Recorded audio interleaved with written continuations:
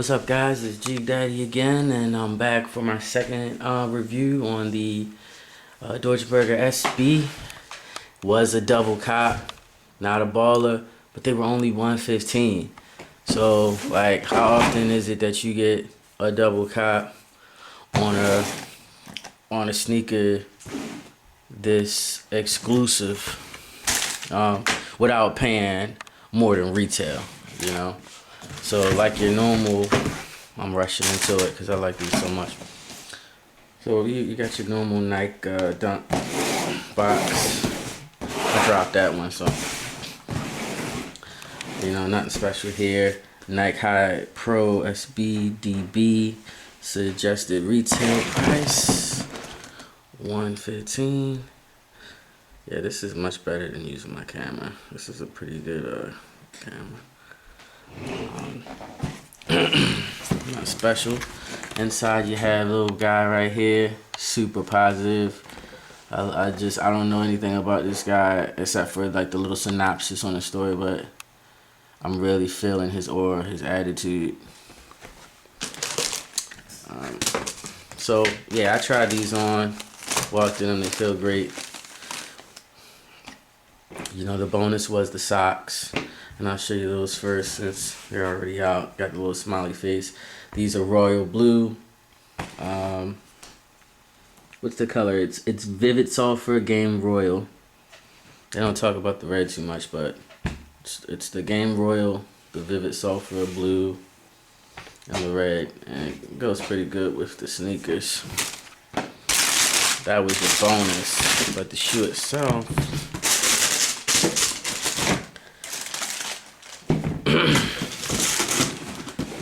Man, I need some better lighting in here. I did that one earlier when we came back. Now the light sucks. So yeah, here you guys. So let's start with the bottom. Okay.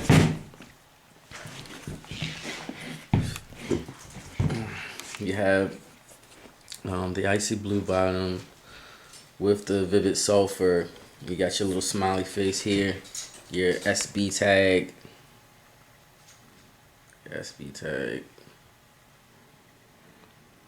and you got your Game Royal again and your Vivid Sulfur there. So here we have 3-leaf clover, and the tongue is actually in a suede.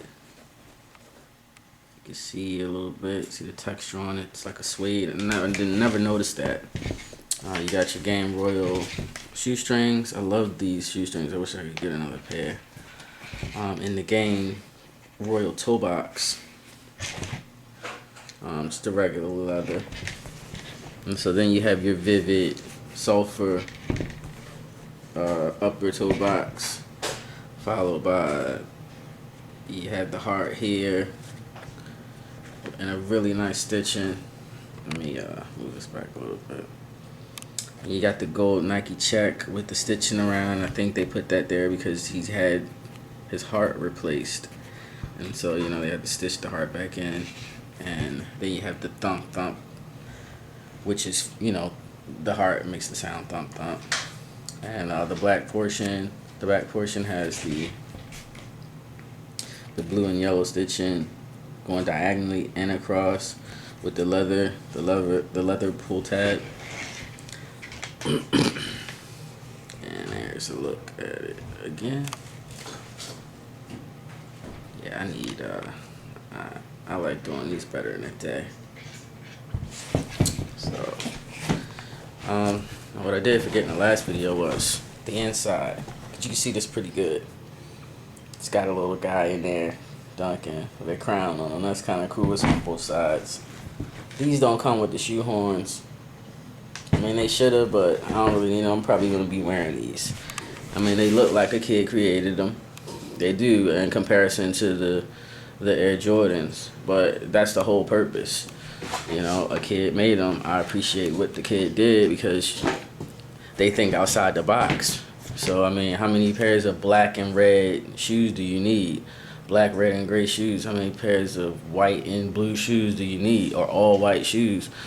I mean, I got a lot of shoes. I got a lot of sneakers, so I can use a different shoe like this.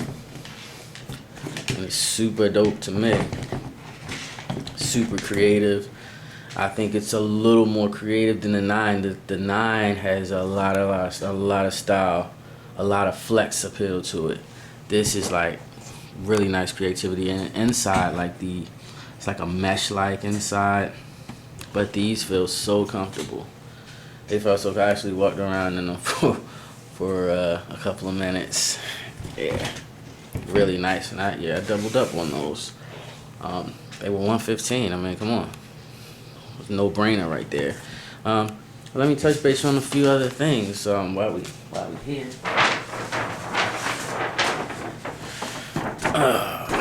Give you something to look at. Let's just touch base on a few things. I'm never ordering off Nike.com unless I get like Fios and like the latest freaking computer that's out, because it's just like a lose-lose situation for me. You wake up early, you're on a computer, and if it's a hot release, you're not gonna have a chance. I'm not, and I'm not being a negative Nancy or Debbie Doubter, if you will, but I have a better chance with the Nike RSVP system. It's an excellent system. It's a fair system. I'm 2 for 2 right now, and I got my DBs through the RSVP system. It's safe. It's like almost, maybe I could be wrong. It's like almost big reseller proof. Because the big resellers, they always find a way to get a hold of a big run of shoes. Well, not these. I feel like I got to really earn my shoes. I've been to too many copping sprees, as I say, where you stand in line and then people can't get their shoe and they're like fourth in line and the first in their size and the shoe's gone. That didn't happen with the Nike release. All the shoes were laid out. There was one guy, because I had my spy out, there was one guy that had an inside connect. He knew the manager or whatever, and he leaked that out. But it was one dude. Most of the people that was getting their J's were there.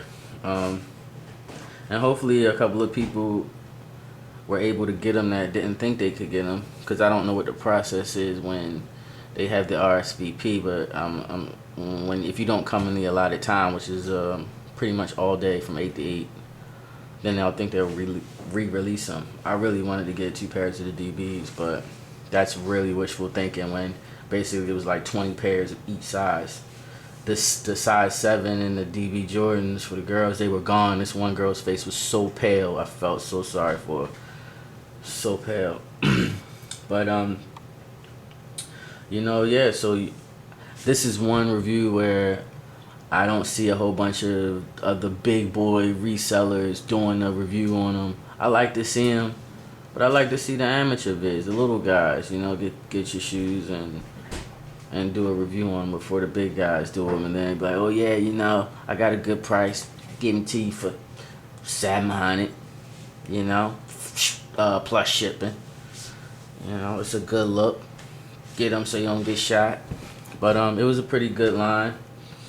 There was one douchebag out there, and it was actually a girl who was like about 65 pounds. And that type of stuff you just don't want, because it only takes one person like that to get the people that are all way in the back riled up. I mean, there should be some sneaker loyalty in my opinion. I don't know how you guys feel, but if I see 10 guys standing outside and I know I'm just rolling up 10 minutes before the store open, I'm not going to jump in front of them. That's going to cause a problem. Nike does have a policy of no lining up.